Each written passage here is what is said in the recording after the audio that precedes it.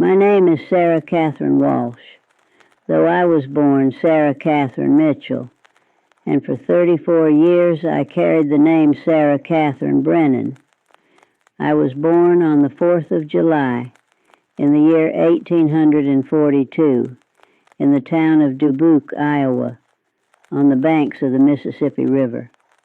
I am now in my 85th year, and I have lived long enough to witness the world transform in ways that would have seemed impossible in my youth. But of all the moments in my long life, all the joys and sorrows, all the hellos and farewells, there is one goodbye that broke my heart so completely that I have never entirely mended. That was the day I said farewell to Daniel Harrison, believing I would see him again in a year's time, not knowing that I would never see him again in this life. He has been dead 64 years now. I have outlived him by more than the entire span of his brief existence. I married another man, bore children, built a life, but that goodbye, standing on my father's porch on a cold March morning in 1863, watching Daniel ride away toward the west, that moment remains as vivid and painful now as it was when I was 20 years old and believed that 1 year of separation was the greatest trial I would ever endure. I must begin at the beginning, for you cannot understand the weight of that farewell without knowing what came before it and what might have come after had fate been kinder. I was born in Dubuque when it was still a frontier town, rough and new, populated by miners and merchants and farmers who had pushed west seeking opportunity. My father, James Mitchell, had come from Pennsylvania in 1838, drawn by reports of lead mines and fertile land. He established himself as a merchant, selling supplies to miners and settlers. By the time I was born, he had prospered sufficiently to build a proper house on the hill above the river and to provide his family with comforts that were rare on the frontier. I was the second of 6 children. My older brother William was born in 1840, followed by me, then Martha in 1844, Elizabeth in 1846, James in 1848, and finally Mary in 1850. All 6 of us survived to adulthood, which was unusual for that era and a source of considerable pride to my mother, who attributed our survival to her vigilant care and constant prayer. My childhood was spent in that house on the hill, watching the Mississippi River flow past, watching steamboats arrive and depart, watching the town grow from a rough settlement into a proper community. I attended the female academy that had been established by the Presbyterian Church, where I studied the usual subjects: reading, writing, arithmetic, needlework, music, enough French to be considered educated. I was a good student, neither remarkable nor deficient, and I had no particular ambitions beyond what was expected of young women of my station. I met Daniel Harrison in the spring of 1858, when I was 15 years old and he was 17. His family had arrived in Dubuque that winter, having traveled from Ohio seeking land to farm. His father purchased a section of land some miles outside town, and Daniel would come to Dubuque weekly to sell produce and purchase supplies. He was a tall, lean young man with dark hair and gray eyes, quick to smile, confident without being arrogant. I noticed him immediately, though I tried not to show it. Our courtship began slowly, as was proper in that era and that place. He would find reasons to visit my father's store more frequently than necessary, suddenly needing supplies that his father had forgotten to request, or bring him produce to sell, even when his brothers could have managed the task. I would find reasons to be present when he visited, helping my father with inventory, organizing the storeroom, anything that would allow me to linger near the counter where Daniel conducted his business. My mother noticed, of course. Mothers always notice such things. She made discreet inquiries about the Harrison family. Were they respectable, hard-working, God-fearing? Did they attend church regularly? Was there any history of scandal or moral failing? The answers proved satisfactory. The Harrisons were good people, recently arrived from Ohio, establishing themselves through honest labor, maintaining proper standards of behavior. My father was less concerned with social standing and more with practical matters. Did young Daniel work hard? Was he reliable? Did he show signs of industry and ambition? The answers to these questions were also positive. Daniel worked alongside his father and brothers from dawn to dusk. He was punctual in his deliveries and honest in his dealings. He was, in my father's assessment, a young man with prospects. Permission was granted for Daniel to call upon me formally. The first such visit occurred in April of 1859, a Sunday afternoon when he arrived at our house wearing his best clothes, his dark hair carefully combed, carrying a small bouquet of wildflowers he had picked along the road. My mother served tea in the parlor while maintaining her presence as chaperone. My father sat in his chair reading the newspaper, ostensibly paying us no attention, but certainly listening to every word spoken. The conversation was stilted at first. Proper young people did not speak easily or naturally when under such scrutiny. We discussed the weather, the crops, the recent sermons at church, safe topics that revealed nothing of consequence. But gradually, over the course of that first visit and those that followed, we began to speak more freely, to reveal ourselves to each other in small, careful increments. Daniel spoke of his dreams for the future. He wanted to establish himself as more than a farmer's son. He wanted his own land, his own legacy, something he had built through his own efforts rather than inherited. He spoke of this not with arrogance, but with quiet determination. And I found his ambition attractive rather than off-putting. I spoke of my own modest hopes for a husband who was kind and steady, for children to raise, for a household of my own to manage. These were conventional aspirations for a young woman of my station, but Daniel listened as though I were describing something extraordinary. He made me feel that my dreams mattered, that my thoughts were worth hearing, that I was more than simply a daughter waiting to become a wife. By the winter of 1859, we had reached an understanding. No formal engagement was announced. I was only 17, considered too young for such commitments, but it was assumed by both our families and by us that we would marry when I reached a more appropriate age, perhaps 19 or 20. We spoke openly now of when we are married, planning our future together with the confidence of young people who believe obstacles exist only to be overcome. Daniel described the house he would build for us. 2 stories, he said, with a proper parlor and a large kitchen and enough bedrooms for the many children we would have. He drew sketches of it on paper, showing me where the windows would be, how the rooms would connect, where we would place our furniture. I contributed ideas, perhaps a vegetable garden here, a flower bed there, a front porch where we could sit on summer evenings and watch our children play in the yard. We spoke of the farm he would establish, the crops he would plant, the livestock he would raise, the improvements he would make year by year. He was not content with modest ambitions. He wanted to create something significant, to prove himself as a man of capability and vision.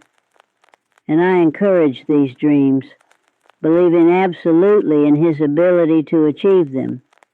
Looking back now from the vantage point of 85 years, I can see how innocent we were, how absurdly optimistic. We believed that will and hard work could overcome any obstacle, that our love was sufficient foundation for a lifetime of happiness, that the future was something we could shape through planning and determination. We did not understand how fragile plans are, how easily fate can shatter dreams, how little control we actually have over our own destinies. And then, in the spring of 1862, everything changed. Reports reached us of opportunities in Oregon Territory, free land under the Homestead Act, fertile soil, mild climate, fortunes to be made by those willing to make the journey. Daniel became consumed with these reports. He spoke constantly of Oregon, of the land available there, of the future that awaited ambitious young men willing to take risks. His father was opposed. The farm in Iowa was established, productive, sufficient. Why risk everything on a dangerous journey to unknown territory? But Daniel was 21 years old, legally a man, and he had inherited his father's stubbornness without his father's caution. The more his father argued against Oregon, the more determined Daniel became to go. He came to me in June of 1862 and laid out his plan. He would travel to Oregon Territory in the spring of 1863, stake a claim under the Homestead Act, establish a farm, and return to Iowa within a year to marry me and bring me west. It was, he said, our opportunity to build something larger than we could ever achieve in crowded Iowa. In Oregon, we could have not 160 acres, but perhaps eventually 1,000. We could establish a legacy, create an estate, build a future for our children and grandchildren. I was 19 years old, deeply in love and terrified. The Oregon Trail was dangerous. Everyone knew this. People died of disease, accident, Indian attack, starvation, exposure. Entire families were lost. But Daniel was confident, as young men often are, certain that disaster was something that happened to other people, not to him. My parents were opposed, though for different reasons than Daniel's father. My mother feared for my future happiness if I married a man willing to take such risks. My father feared I would be carried away to Oregon and he would never see me again. Or worse, that Daniel would die on the trail and I would be left a widow before I was even a wife. But I was 20 years old and the law recognized my right to make my own decisions about marriage. If I chose to wait for Daniel, they could not prevent it. Throughout the winter of 1862 and 1863, Daniel made his preparations. He joined a company of men who were planning to depart for Oregon in April. He purchased a wagon, oxen, supplies. He worked alongside his father on the farm, saving every penny he could. And he came to visit me every Sunday, full of enthusiasm and plans, describing the house he would build, the land he would cultivate, the life we would have. I made him a quilt during those months, a wedding quilt, traditional pattern, carefully stitched. I worked on it every evening by candlelight, each stitch a prayer for his safety, each square a piece of my hope for our future. I intended to give it to him before he left, but as the departure date approached, I found I could not bear to part with it. It was too precious. too full of my dreams. I decided I would keep it until he returned, and then give it to him on our wedding day. The company was scheduled to depart on the 15th of March, 1863. The plan was to travel with the spring grass, reaching Oregon before the winter snows. Daniel came to say farewell on the morning of the 14th. He arrived at our house early, before full light, riding the horse he would use on the journey. I remember every detail of that morning, with a clarity that is not dimmed in 64 years. It was cold. There was still frost on the ground, and I could see my breath in the air. The sky was that particular pale gray it becomes just before dawn. Daniel was wearing his heavy coat, the one his mother had made for him, and he carried his rifle across his saddle. We stood on the porch, my parents discreetly inside to give us what privacy they could. Daniel took both my hands in his. His hands were rough from farm work, warm despite the cold morning. He looked at me with those gray eyes and smiled. 1 year, he said. I will be back in 1 year, and we will marry, and I will take you to the finest farm in all of Oregon Territory. I believed him. God help me, I believed him completely. 1 year seemed like an eternity, but it was finite, manageable. I could wait 1 year. We would write letters. He would return. We would marry. Our life together would begin. Before we continue, a quick word. I've released 14 full recordings that will never be on YouTube. These are the voices too personal, too raw to share publicly, completely unedited, nothing cut. If you want access, the link is in the description. It's called The Lost Recordings, and getting it helps us keep making these videos. Alright, back to the story. Promise me you will be careful, I said. Promise me you will not take unnecessary risks. I promise, he said, and then he kissed me, properly, chastely, conscious that my father might be watching from the window. But it was a kiss full of promise and hope and certainty about our future. I love you, Sarah, he said. Wait for me. I will wait forever if necessary, I told him. I meant it as reassurance, as a testament to my devotion. I did not know I was speaking prophecy. He mounted his horse. I stood on the porch and watched him ride down the hill toward the river, toward the town, toward the gathering point where the wagon company was assembling. He turned once to wave, and I waved back, and then he disappeared around the bend in the road. That was the last time I saw Daniel Harrison. That goodbye, casual, confident, full of plans and promises, was the last moment we shared. I stood on that porch in the cold March dawn, watching the road long after he had vanished, believing I would see him again in a year's time. I did not know that I would spend the rest of my life trying to recover from that farewell. The wagon company departed Dubuque on the 15th of March, 1863. I received my first letter from Daniel in late April.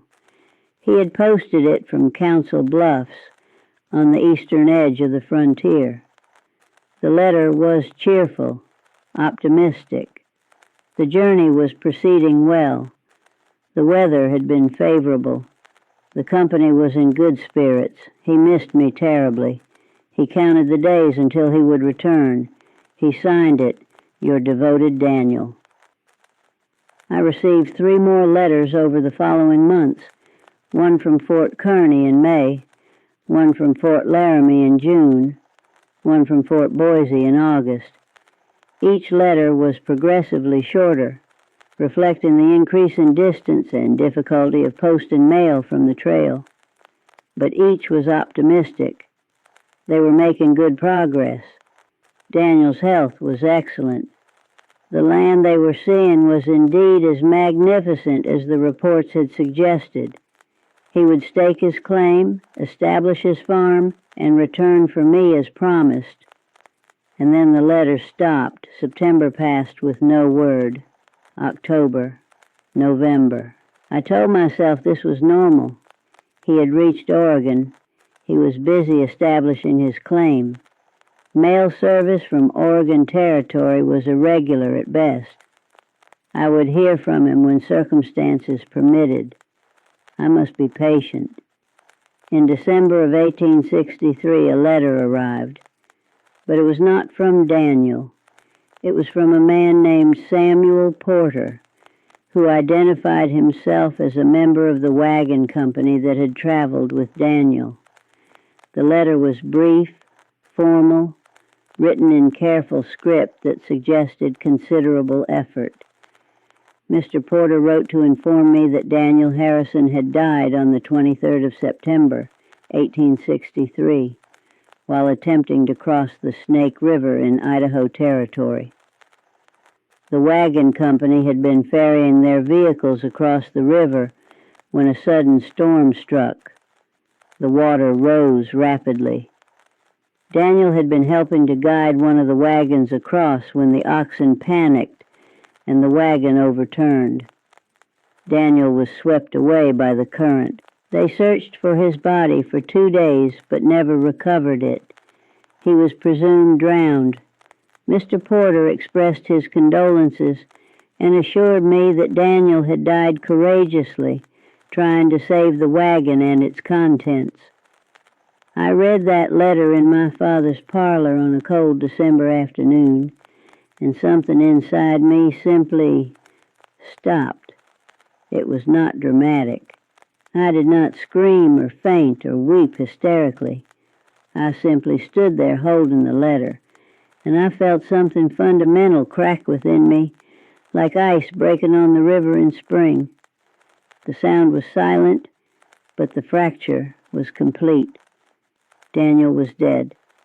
He had been dead for 3 months, and I had not known. While I had been waiting for letters, watching the road, planning our future, he had been lying at the bottom of a river in Idaho Territory, or perhaps washed miles downstream, lost forever to the wilderness. That cheerful, confident goodbye on my father's porch had been our last moment together, and neither of us had known it. The wedding quilt I had made was still in my trunk, unused. The plans we had made were meaningless. The future we had imagined together was erased, as thoroughly as if it had never existed. And I was 21 years old, and the only man I had ever loved was dead in a river 2,000 miles away, and I would never even have a grave to visit. The grief was overwhelming, but I bore it as young women of that era were taught to bear such things, with restraint, with dignity, with an outward show of composure that masked the devastation within. My mother tried to comfort me with platitudes about God's will and better things to come. My father offered gruff sympathy and suggested that time would ease the pain. My friends meant well, but did not know what to say, so they said either too much or too little. I withdrew into myself. I performed my duties mechanically. I attended church, helped with household tasks, maintained the appearance of normalcy. But inside, I was hollow, broken, existing rather than living. The world had become a place where Daniel did not exist, and I could not comprehend how I was supposed to continue in such a world. Months passed, a year, 2 years. The world continued its relentless forward motion, while I remained frozen in that December afternoon when I learned Daniel was dead. My parents began to suggest, gently at first and then more insistently, that I should consider other suitors. I was 23 years old, still young enough to marry well, to have children, to build a respectable life. Eligible men were not scarce. The war had ended in April of 1865, and young veterans were returning home, seeking to establish themselves, looking for wives. But the thought of marrying someone who was not Daniel felt like a betrayal of everything we had shared. How could I stand beside another man and speak wedding vows when I had already given my heart to someone who lay at the bottom of a river 2,000 miles away? How could I let another man touch me, kiss me, share my bed, when Daniel's ghost still occupied every corner of my heart? And yet, time did its inexorable work. The sharp edge of grief gradually dulled, worn smooth by the passage of days and months. I began to notice the world again, the changing seasons, the river flowing past, the life continuing around me despite my sorrow. I began to understand reluctantly that I could not spend the remainder of my existence as a living monument to a dead man. I was 23 years old. I might live another 50 years. Did I truly intend to spend all those years in mourning? My mother spoke to me one evening in the spring of 1865. We were alone in the parlor, she doing needlework while I pretended to read. "Sarah," she said quietly, "you must begin to consider your future."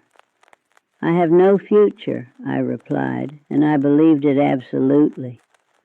"That is self-pity speaking," she said, not unkindly. "You are young. You're healthy. You come from a good family. You have accomplishments and graces that would make you an excellent wife. You could marry well, have children, build a happy home, but you must be willing to release the past and embrace the possibilities before you." "I loved Daniel," I said. "I know you did," she replied, "and I am certain he loved you. But he is gone, Sarah. He has been gone for more than 2 years, and you are here, alive, with a life to live. You honor his memory poorly by throwing that life away."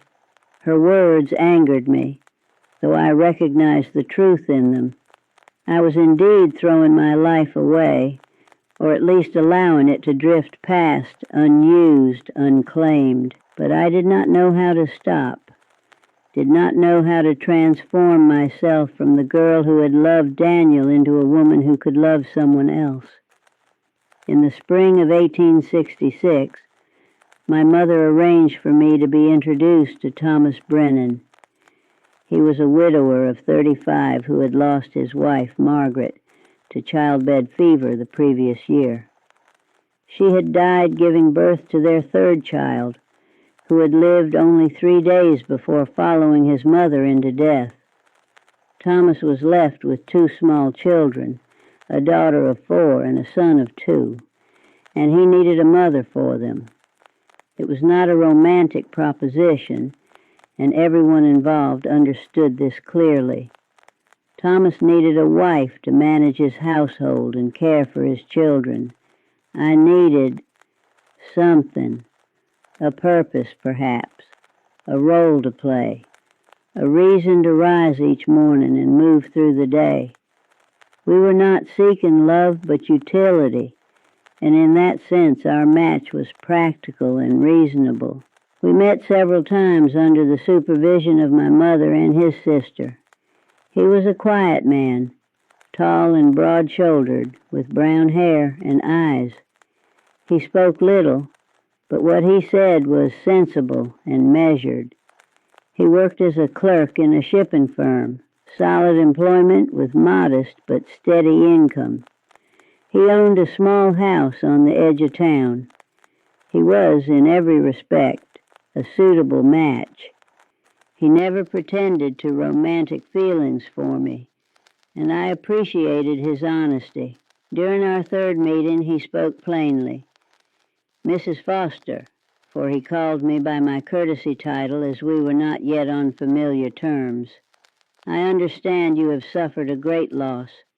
I have suffered one as well. I do not expect you to love me, nor do I claim to love you, but I believe we might build a comfortable partnership. I need a wife and a mother for my children. You need, I suspect, a purpose and a household of your own. If you're willing to undertake these responsibilities, I would be honored if you would consent to become my wife. It was the least romantic proposal imaginable, and yet there was something almost comforting in its stark practicality. He was not asking for my heart. He knew I did not have one to give, for Daniel had taken it with him to his grave in Idaho. He was asking only for my competence, my sense of duty, my willingness to fulfill a role.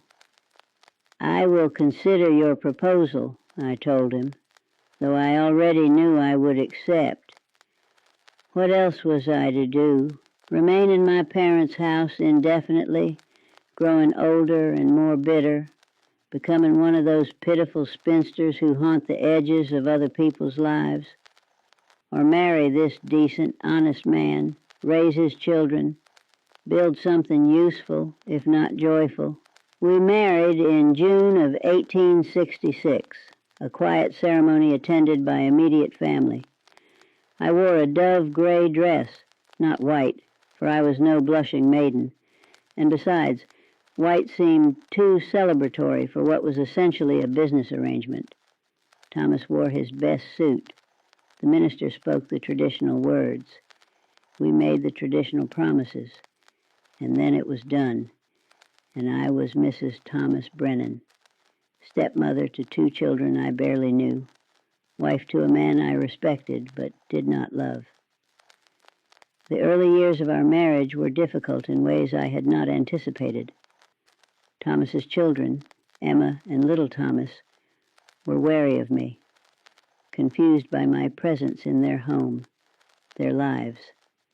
Emma, who was 4 when I married her father, remembered her mother and resented me for attempting to replace her. Young Thomas, who was only 2, attached himself to me with desperate intensity, as though afraid I too would vanish if he let me out of his sight. I tried to be kind to them, patient, understanding. I learned Emma's favorite foods and made them. I told young Thomas stories at bedtime. I mended their clothes, tended them when they were ill, maintained their routines as best I could determine them. But I was not their mother, and they knew it, and I knew it, and there was a distance between us that never entirely closed, even as the years passed. Thomas himself was exactly as advertised, steady, responsible, emotionally reserved.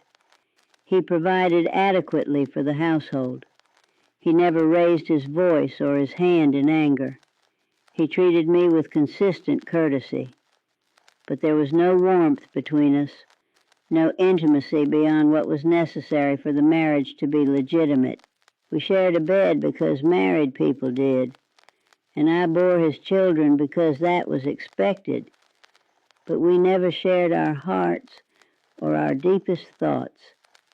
Over the 12 years following our marriage, I bore 4 more children. Sarah in 1867, James in 1869, William in 1871, and Elizabeth in 1873. Of these 4, 3 survived to adulthood. We lost James to pneumonia when he was 3 years old in the winter of 1872. His death affected me more profoundly than I expected. He was my 3rd child, a sweet-natured boy with fair hair and his father's solemn eyes.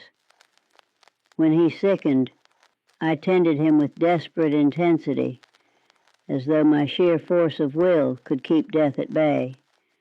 But pneumonia is no respecter of maternal devotion. He burned with fever for 3 days, his small body racked with coughs that brought up blood, and then he was gone. I wept for James as I had not wept for Daniel. With Daniel, the grief had been too large, too overwhelming to express through mere tears.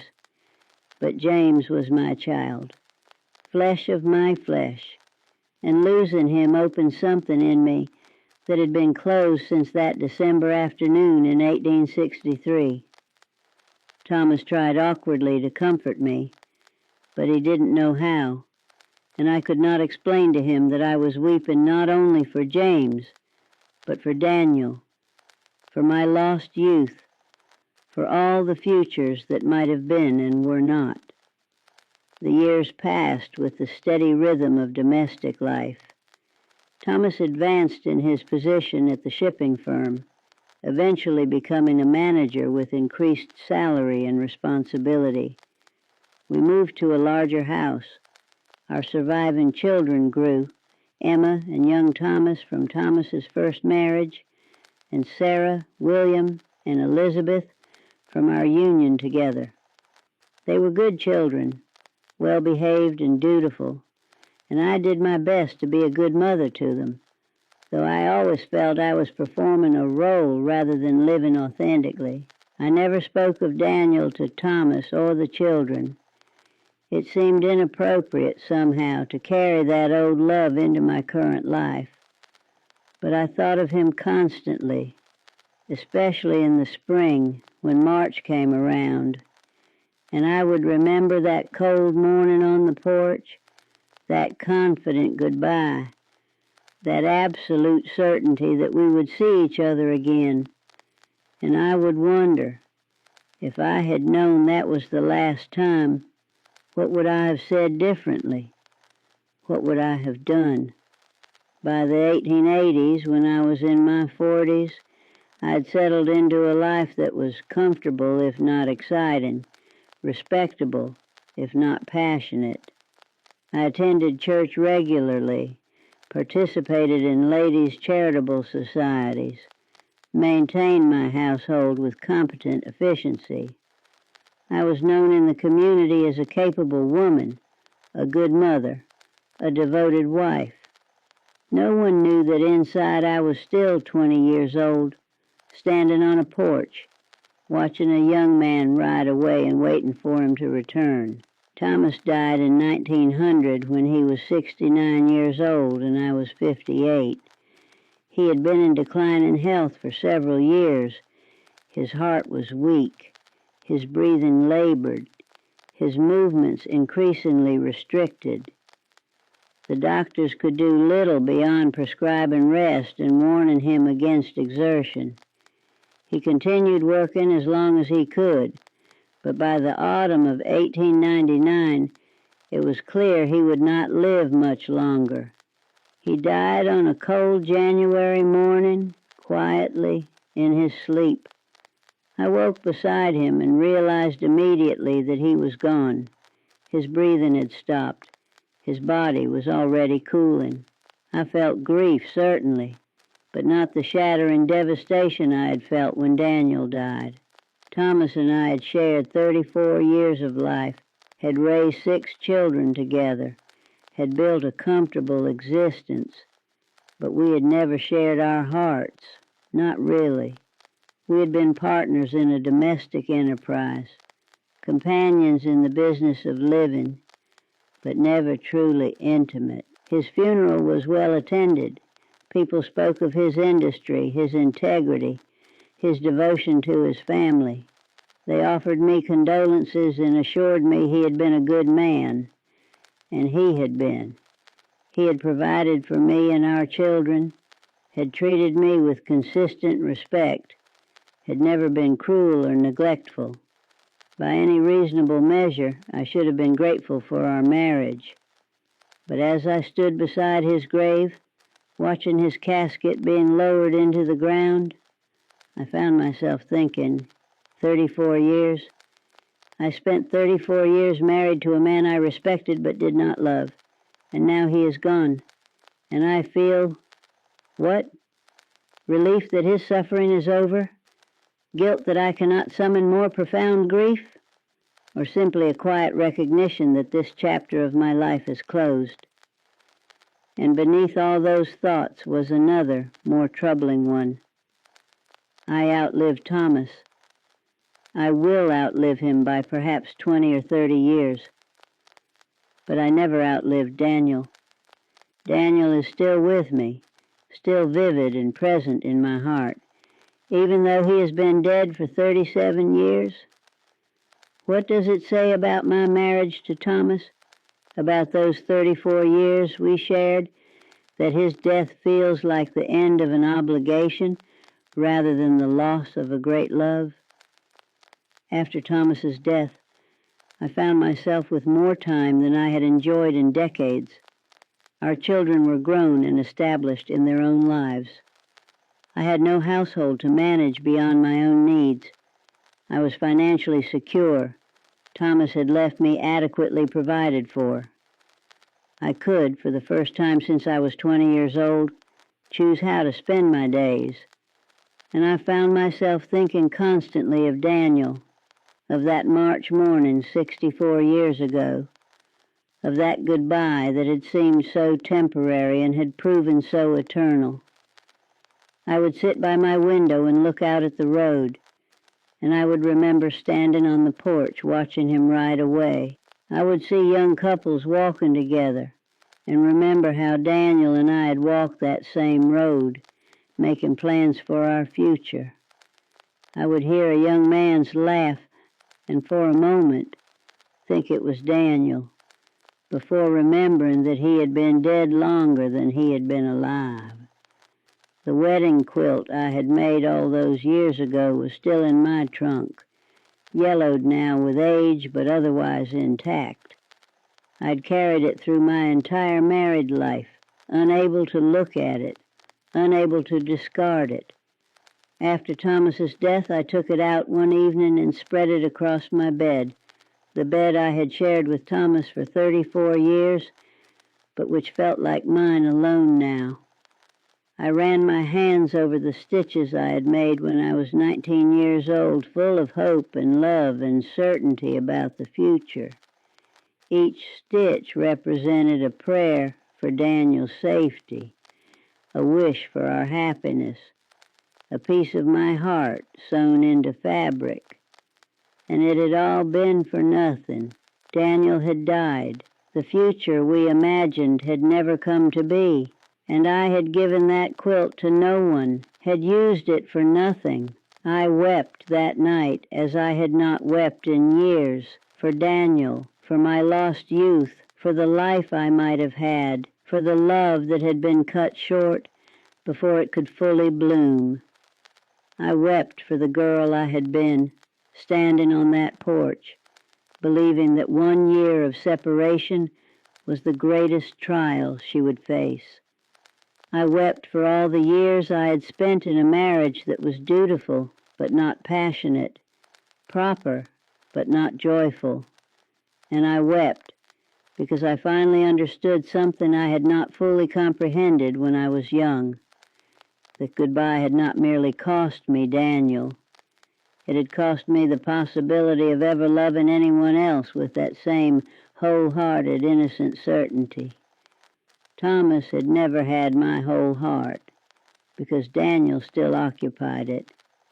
My children had received my care and duty, but not the fullness of maternal love I might have given if grief had not hollowed me out. I had gone through my entire adult life diminished, carrying that loss like a weight that never lifted. People sometimes asked me, in the years after Thomas's death, why I did not remarry. I was still relatively young, in my 50s and early 60s, and there were widowers who would have been glad of a capable, respectable wife. But I could not imagine entering into another marriage, another partnership based on practicality rather than love. I had done that once, and though it had not been terrible, it had not been what I wanted from life. What I wanted, what I had always wanted from that March morning in 1863 onward, was Daniel. And since I could not have him, I preferred to live alone with his memory rather than dilute it further with another loveless partnership. My children worried about me, I think, though they did not say so directly. They saw me living alone, spending long hours in contemplation, retreating more and more into the past. They encouraged me to join social clubs, to involve myself in church activities, to remain engaged with the world. And I did these things to some extent because I did not wish to be a burden or a source of concern.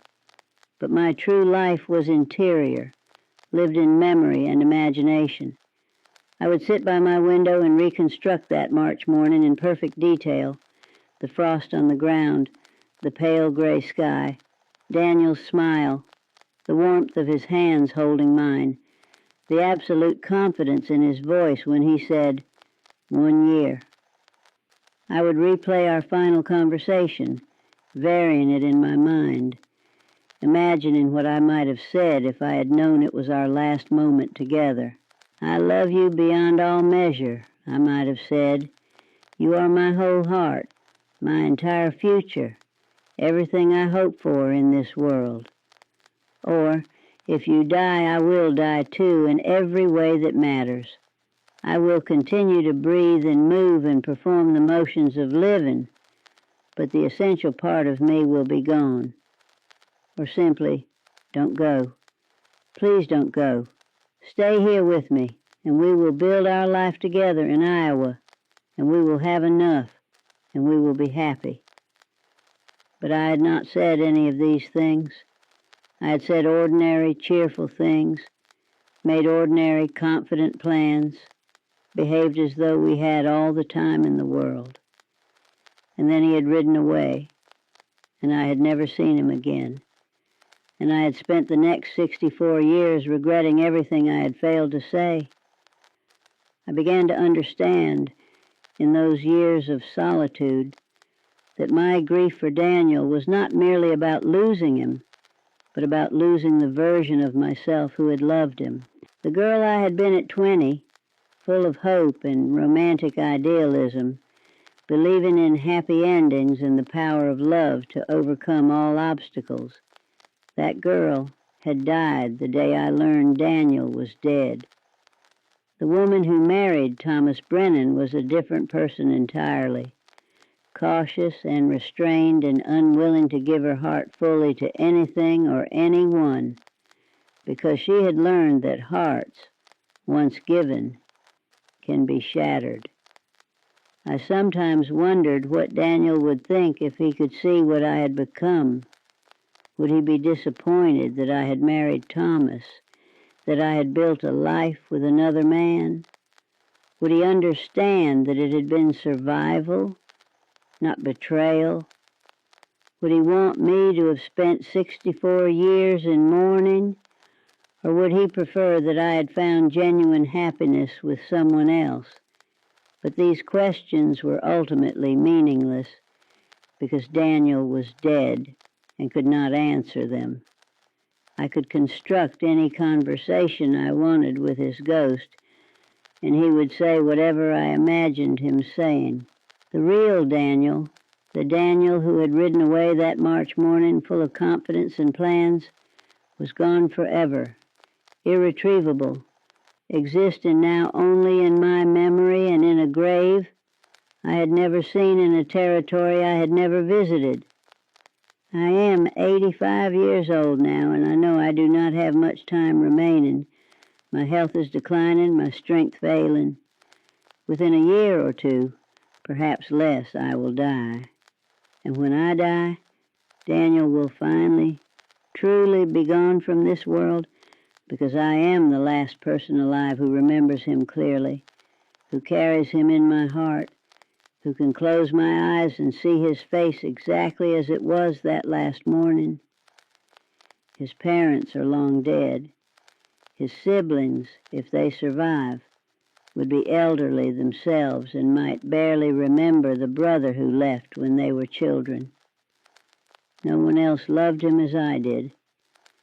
No one else has spent 64 years keeping his memory alive, cherishing every detail, preserving every moment we shared against the erosion of time. When I am gone, Daniel will exist only as a name in a register somewhere, if that, a notation of birth, perhaps a record of joining a wagon company, possibly an entry in someone's journal about a man who drowned in the Snake River in September of 1863.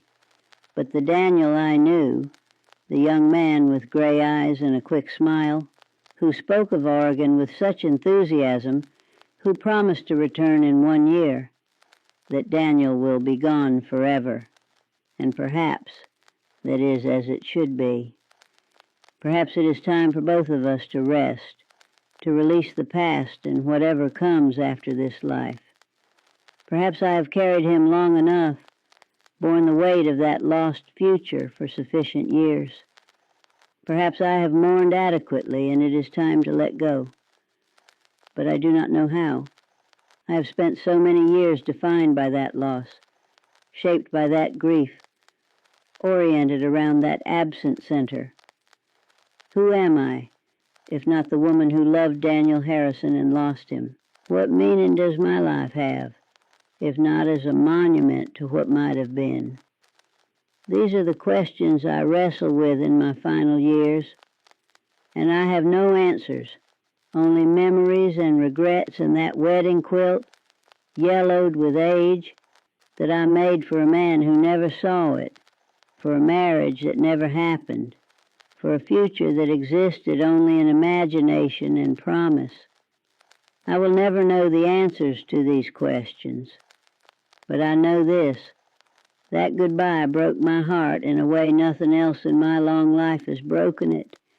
Not the death of my son, not the death of my husband, not any of the other losses and sorrows I have endured, because that goodbye represented not merely the loss of a person I loved, but the loss of an entire possible life, an entire future that existed only in my imagination and Daniel's promises. If I could change one moment in my life, it would be that goodbye. Not to prevent it. I know that would have been impossible. But to know, to truly comprehend that it was the last time. To say the things I should have said, to hold him longer, to look at him more carefully, to memorize every detail of his face, knowing I would never see it again. To tell him that if he died, part of me would die with him, and I would spend the next 64 years carrying his ghost within me. But I did not know. We said goodbye casually, confidently, full of plans and promises, believing we had time, believing 1 year was the greatest separation we would face. And then he was gone, and I was left with nothing but memory and regret, and that wedding quilt I had made, which I kept in my trunk for decades, unable to look at it, unable to give it away, carrying it with me through my entire married life like a talisman of the future I should have had. I am 85 years old now. I have outlived Daniel by 64 years, more than twice the span of his entire life. I have children, grandchildren, great-grandchildren. I have had a full life, by any reasonable measure, but there is a part of my heart that has remained 20 years old, standing on a porch on a cold March morning, watching a young man ride away and believing I will see him again. That part of me is still waiting, still hopeful, still innocent of the knowledge that some goodbyes are forever. People ask me sometimes if I believe in heaven, if I think I will see Daniel again when I die. I do not know. I am not certain I believe in an afterlife, but I hope for one, if only for the possibility of seeing him once more, of having the conversation we never got to have, of telling him all the things I should have said that March morning when I believed we had all the time in the world. This is my story. This is the goodbye that broke my heart, not the dramatic weeping farewell of novels and poetry, but an ordinary goodbye between two young people who believed themselves immune to tragedy, who made plans that fate had no intention of honoring, who parted casually and never had the chance to reunite. If I have learned anything in my 85 years, it is this: there are no ordinary goodbyes. Every farewell is potentially final. Every parting might be forever, and we should live with that knowledge, should speak as though every goodbye might be our last, should hold nothing back, should say all the things we imagine we will have time to say later. Because sometimes there is no later. Sometimes there is only that one moment, that one goodbye, and then nothing but memory and longing and the unbearable weight of words left unsaid.